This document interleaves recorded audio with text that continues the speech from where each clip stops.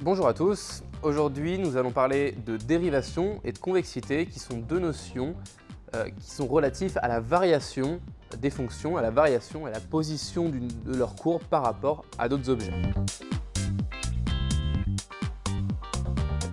Alors, on va tout de suite commencer par la dérivation et on va faire un petit point de rappel sur la pente d'une courbe. Donc si je trace une fonction qui se comporte bien, disons pour l'instant, cette fonction-là, entre A et B, on va essayer de se souvenir quelle est la formule de la pente. Comment on calcule la pente entre A et B de ma fonction f. Alors f de A, c'est ici. F de B, c'est ici. Si je veux regarder la pente entre A et B, je vais regarder cette droite-là. Et son coefficient directeur va me donner la valeur de la pente. Alors le coefficient directeur,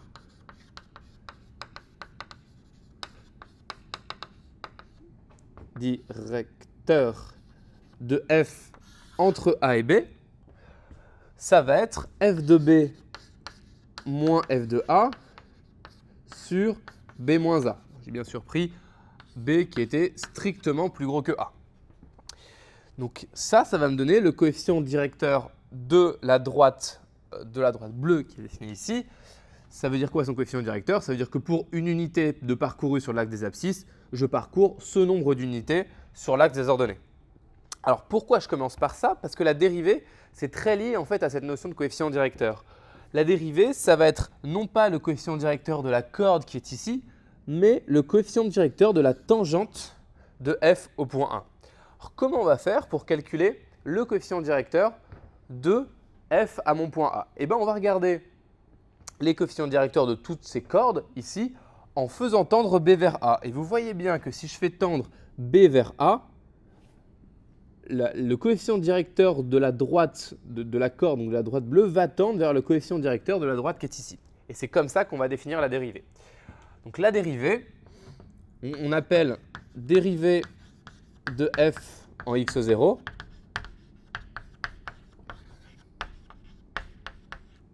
Alors si elle existe, bien entendu.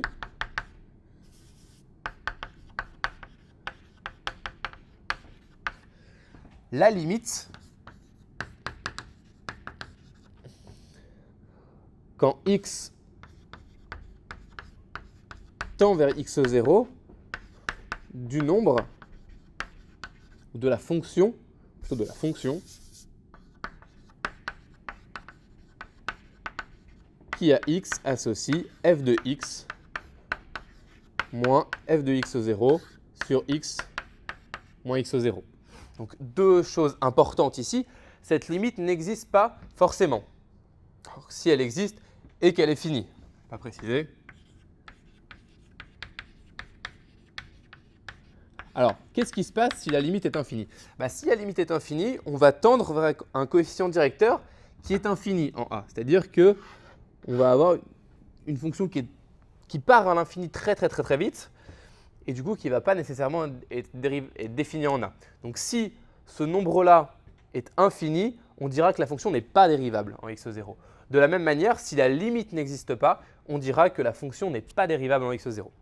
Autre point auquel il faut faire attention, mon x que j'ai pris ici peut être positif ou négatif, c'est-à-dire que le nombre dérivé, donc la limite à droite et la limite à gauche, doivent être égales. Si les deux limites ne sont pas égales, on ne pourra pas dire que la fonction est dérivable. Exemple, si je prends la fonction de valeur absolue, la fonction de valeur absolue qui pour moins x, qui pour les x négatifs vaut moins x et pour les x positifs vaut x, donc ça c'est la fonction qui a x, ceci la valeur absolue de x, eh bien on voit bien que le coefficient directeur ici va toujours être égal à 1, coefficient directeur de la tangente, alors que le coefficient directeur de la tangente pour les x négatifs va toujours être égal à moins 1. Donc si je regarde ce nombre-là, pour x0 égale 0, on va avoir la limite de cette chose-là pour x positif qui va être égal à 1 et pour x négatif qui va être égal à moins 1. Du coup, la fonction ne sera pas dérivable en 0. Retenez, c'est un contre-exemple le plus classique, que la fonction valeur absolue n'est pas dérivable en 0. Autre point très important qu'il faut connaître, si une fonction est dérivable en un point x0, elle y est forcément continue. C'est une conséquence. Si ce nombre-là admet une limite, alors forcément f de x tend vers f de x0. Sinon, la limite n'existe pas. Alors, je vais donner aussi un autre point qui est très important, que vous avez peut-être pas encore vu, mais qui vous sera essentiel dans les cours suivants. C'est de dire que f est dérivable en un point x0. C'est équivalent au fait de dire que f admet un développement limité à l'ordre 1, on va voir ce que ça veut dire, au point x0. Alors, qu'est-ce que ça veut dire que f admet un développement limité? Eh bien, ça veut dire que f de x peut s'écrire sous la forme f de x0 plus un certain nombre L fois x, qui va être en fait le nombre dérivé, x moins x0, pardon, plus x moins x0 fois epsilon de x moins x0. Alors, quelles vont être ces quantités? On va avoir L qui va être dans R. On va avoir une fonction epsilon qui va de mon intervalle I,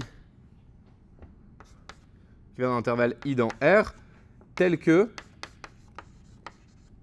epsilon de x, epsilon de t, pardon, tendent vers 0 quand t tend vers x0. Donc en fait, quand x va tendre vers x0, ça va tendre vers 0, ça va bien tendre vers 0. Et on voit bien ici, en fait, ce qu'on a vu tout à l'heure, c'est que ma fonction f est continue en x0, puisque quand x va tendre vers x0, ça va tendre vers 0, ça également, et il va me rester que f de x tend vers f de x0.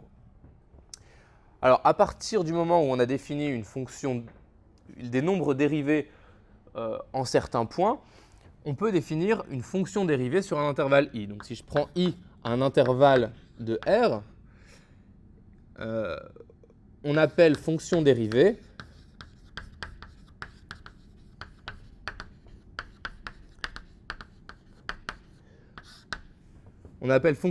la fonction qu'on va noter f', qui va aller de mon intervalle i dans R, et qui à x va associer la limite quand y tend vers x de f de x moins f de y sur x moins y. Alors, on appelle fonction dérivée, bien entendu, si f' est dérivable en tout point de i. Donc, à le noter, si f est dérivable en x pour tout x dans i. Et cette fonction dérivée, elle va avoir de bonnes propriétés, c'est-à-dire, elle va surtout nous apporter des informations capitales sur la fonction f. Si f' est positive, par exemple, sur tout l'intervalle i, ça voudra dire que ma pente est toujours dirigée vers le haut. Ça voudra dire donc que ma fonction f est croissante sur l'intervalle i. De la même manière, si la fonction f' est négative pour tout x dans i, ça voudra dire que ma fonction f est décroissante sur mon intervalle i, et du coup, on pourra en déduire son tableau de variation. Alors, vous avez quelques petites subtilités sur croissance, décroissance, positivité de la dérivée et négativité de la dérivée. Je vous ramène à votre polycopier pour ces subtilités-là. Nous allons maintenant voir ce que signifie qu'une fonction est dérivable n fois, une infinité de fois, les classes Cn, les classes C infini et toutes ces choses-là. Alors maintenant que nous avons vu la définition d'une fonction dérivée, on va s'intéresser aux dérivées n-ième et surtout aux classes, ce qu'on appelle Cn. Cn, qu'on écrit comme ça va être l'ensemble des fonctions n fois dérivables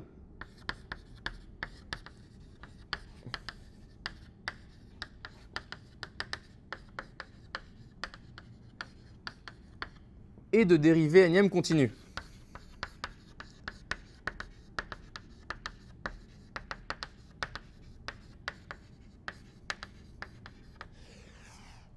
Alors, ça veut dire quoi n fois dérivable?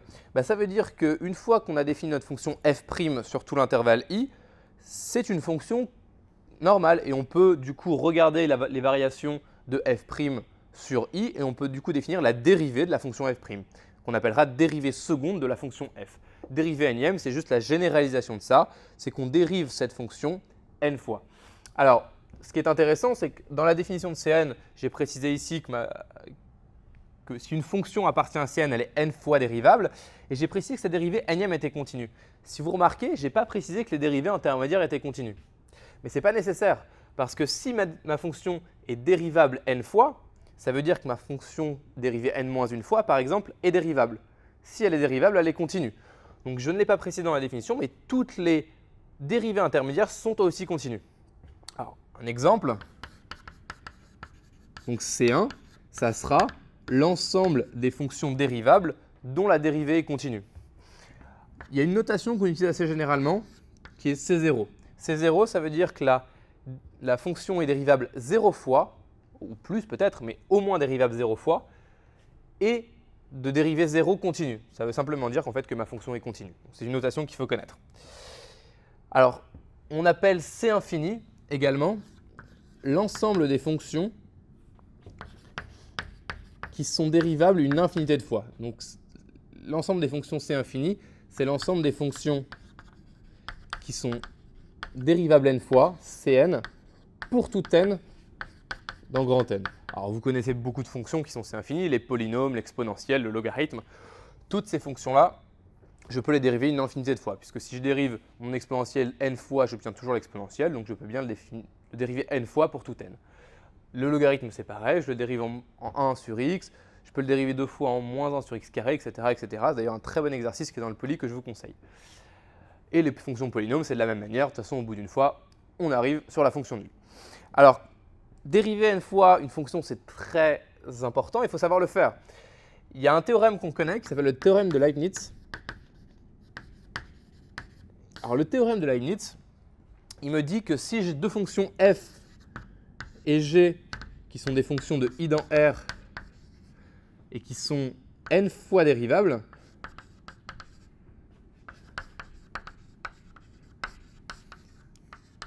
eh bien on est capable de dériver le produit de f fois g. C'est-à-dire que pour tout x dans grand I, la dérivée énième du produit de f fois g pris en x, ça va être la somme de k allant de 0 à n des k parmi n, f dérivé k fois en x fois g dérivé n-k fois en x. Alors attention, cette formule ressemble beaucoup au binôme de Newton. Si vous vous souvenez, le binôme de Newton, c'était de dire que a plus b à la puissance n, c'était la somme des k parmi n, a à la puissance k, b à la puissance n-k. J'attire votre attention sur le fait que ce n'est pas exactement la même chose et souvent on se trompe. Contrairement au binôme de Newton, ici on a un produit et contrairement au binôme de Newton, on n'a pas des puissances ici mais une dérivation successive. Quand je note fg avec un n entre parenthèses, ça veut dire que je prends la dérivée énième et je ne fais absolument pas de puissance là-dedans.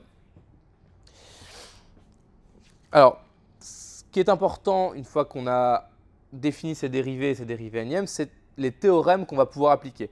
Comme dans le chapitre de la continuité, on a des théorèmes qui sont très puissants à partir du moment où une fonction est dérivable. Et on va les voir maintenant.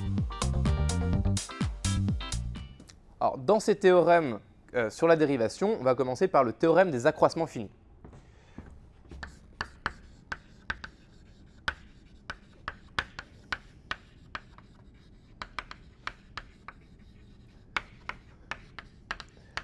Attention quand vous utilisez ce théorème, de bien préciser que c'est le théorème des accroissements finis. On verra aussi l'inégalité des accroissements finis qui n'est pas exactement la même chose. Alors le théorème des accroissements finis, il se comprend assez bien sur un dessin. On va regarder ce qui se passe pour une fonction qui est dérivable. Je prends une fonction définie sur un intervalle AB. On va la prendre dérivable. On précisera après les conditions d'application de ce théorème. Ce que nous dit ce théorème, c'est que la pente entre a et b de la fonction f peut se retrouver comme le nombre dérivé quelque part entre a et b. C'est quelque chose qui est logique. C'est-à-dire que si ma pente ici est de cette forme-là, je peux trouver une tangente qui est de la même direction. Et en fait, ici, vous voyez même que je peux en trouver deux. Une ici et une ici. C'est exactement ce que nous dit le théorème des accroissements finis. Alors, si je donne les conditions précises, on va prendre une fonction f qui va d'un segment AB dans R, qui est continue sur le segment AB, qui est dérivable sur l'ouvert. Alors, si elle est dérivable sur le fermé, ça va aussi, mais on n'a pas besoin d'aller aussi loin dans les hypothèses. Continue sur la B, dérivable sur l'ouvert, ça nous dit quoi? Ça nous dit qu'il existe un nombre C qui est compris entre A et B. Alors, je ne vais pas préciser, mais A est strictement plus petit que B. Hein. Le segment n'est pas réduit à un seul point.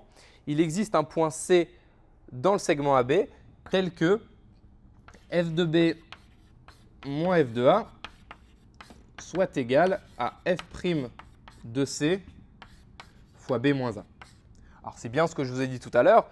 Si vous divisez par B moins A les deux membres de l'égalité, vous avez bien à gauche f de B moins f de A sur B moins A qui est la pente de cette droite-là et f' égale f' de C qui est bien le nombre dérivé, donc la direction d'une des tangentes à la courbe. Simplement ce que nous dit le théorème des accroissements finis. Alors, on va prendre un cas particulier de ce théorème-là qui est le théorème de Rolle.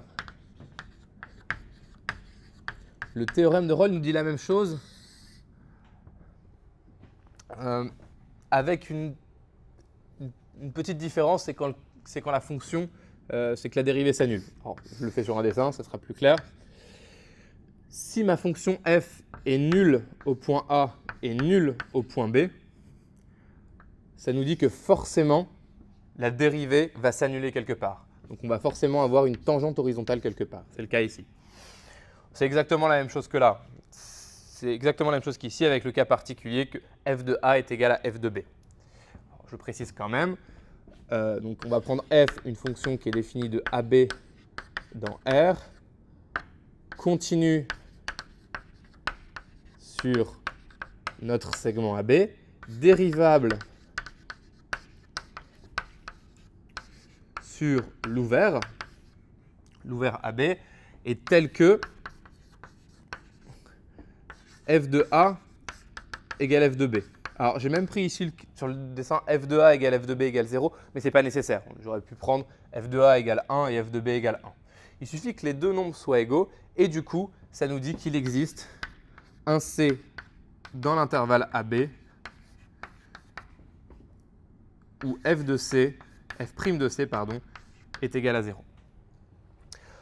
Quelque chose de très important sur ces deux théorèmes-là, qui sont à peu près les mêmes en fait. Le théorème des accroissements finis, c'est si vous penchez un petit peu le théorème de Rolle, vous retombez exactement sur le théorème des accroissements finis. Ces théorèmes ne sont pas valables pour les fonctions complexes. Ils sont uniquement valables pour les fonctions réelles. On le sent bien parce que les fonctions complexes, on peut très bien avoir f de A égale f de B, par exemple exponentielle iθ, la fonction qui a θ associée exponentielle iθ. F de A égale f de B pour A égale 0 et B égale 2π. Et pourtant, la dérivée ne s'annule jamais de la fonction exponentielle. Voilà. Je vous invite à lire le poly pour l'inégalité des accroissements finis, qui est une extension, enfin plutôt un corollaire de ces théorèmes-là, qui est très proche et qui ressemble beaucoup aux formules de Taylor. Donc, vous pourrez le découvrir dans le cours sur les formules de Taylor. Je vous invite à le regarder dans le polycopier si vous voulez. Et nous, on va passer à la convexité. Alors maintenant qu'on a vu ce qu'était une fonction dérivable, on va voir une autre propriété sur les fonctions qui ont une grande incidence sur leur courbe. Et on va voir ce que c'est qu'une fonction convexe. Alors une fonction convexe, je vous conseille dans les exercices de fonction convexe de toujours vous ramener à un dessin. Une fonction convexe, qu'est-ce que c'est? C'est une fonction comme ça. Une fonction qui a sa courbe qui va vers le haut. Ça, c'est une fonction convexe.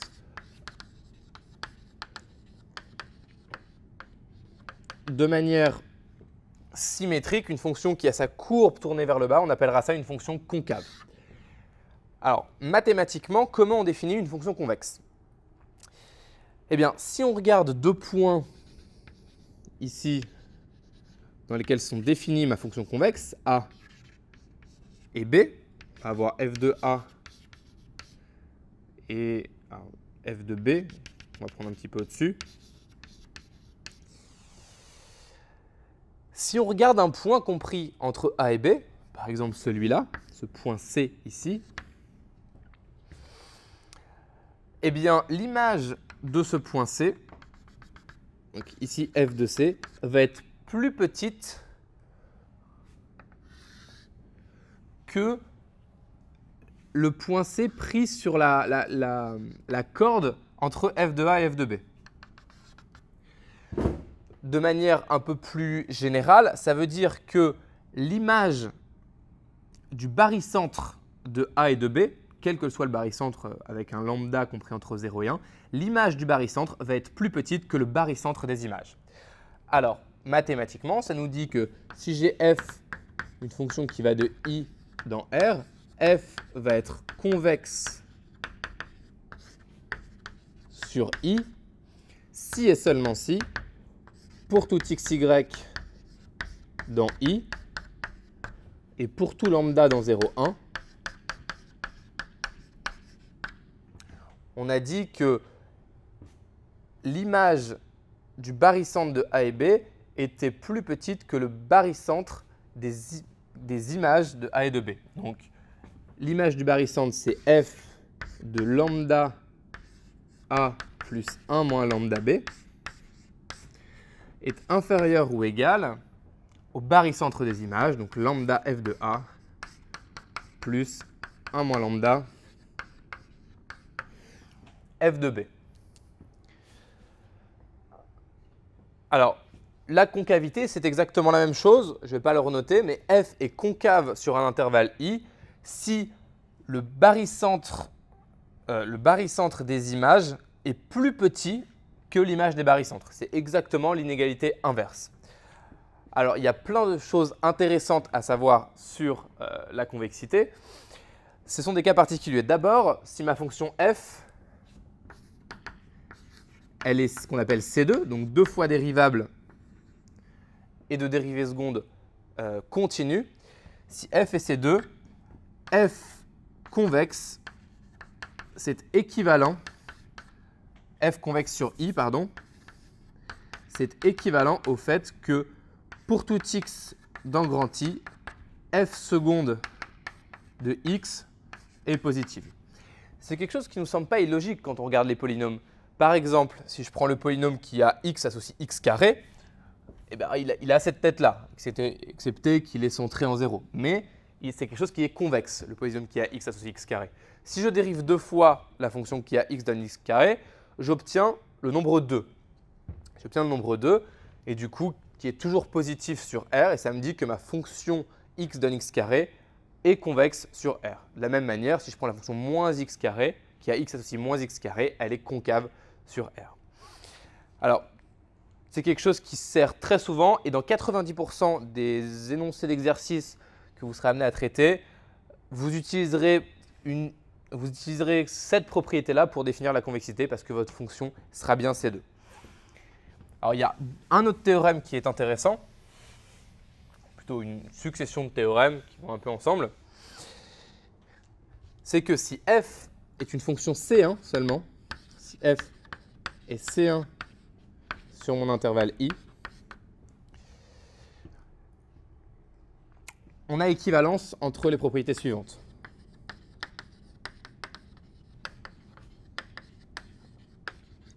Alors, le premier, c'est que f est convexe. Donc, je remets une fonction convexe ici. Si ma fonction est convexe et qu'on regarde sa dérivée, eh bien, on voit que sa dérivée va augmenter au cours du temps. Ici, le nombre dérivé, donc la tangente, est très négative, puis elle devient un peu plus grande, et en fait, la dérivée de f va être croissante. Ben, c'est équivalent au fait que f soit convexe si f est C1. F est croissante. Troisième point, si on regarde les tangentes que je viens de tracer, alors ici, ici ici de f, on remarque que f est au-dessus de ces tangentes. C'est aussi une caractérisation de la convexité dans le cas où f est C1. F est au-dessus de ces tangentes sur I.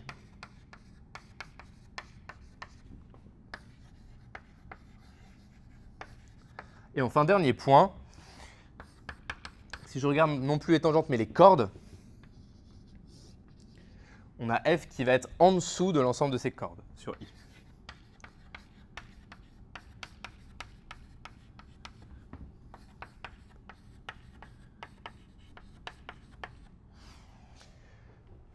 Alors, je vais vous donner un exemple rapide où ce théorème sert énormément. Ce qui est important aussi de remarquer, c'est que si f est concave, on a exactement la même chose à l'opposé. C'est-à-dire qu'on a équivalence entre f concave, f' est décroissante, f est en dessous de ces tangentes et f est au-dessus de ces cordes.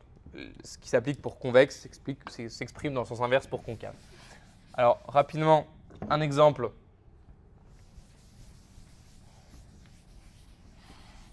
De cette chose-là.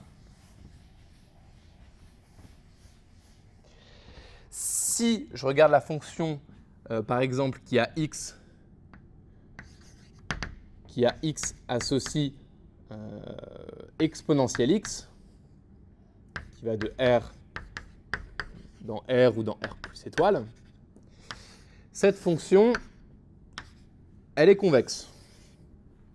Pourquoi elle est convexe, vous allez me demander? C'est très simple, sa dérivée seconde, c'est l'exponentielle. L'exponentielle est toujours positive, donc la fonction est bien convexe. Si la fonction est convexe, elle est en particulier au-dessus de toutes ces tangentes. Si on regarde la tangente de l'exponentielle en 0, je ne suis pas très à l'échelle ici, mais la tangente de l'exponentielle en 0, vous savez que c'est cette droite qui est ici. Deux coefficients directeurs exponentiels de 0, et elle va croiser l'axe des abscisses au point -1. Donc c'est la fonction qui a x associe x plus 1. Donc x associe x plus 1 est la tangente, est la fonction représentative de la tangente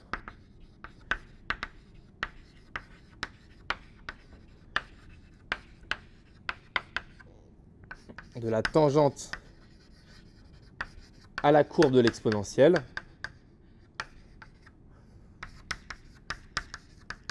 au point 0.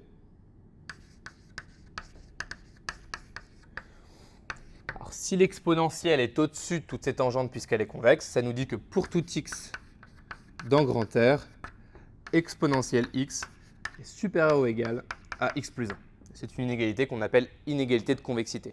Vous avez le même genre d'inégalité pour le logarithme, le cosinus, le sinus, et je vous invite à regarder le poly pour découvrir tout ça.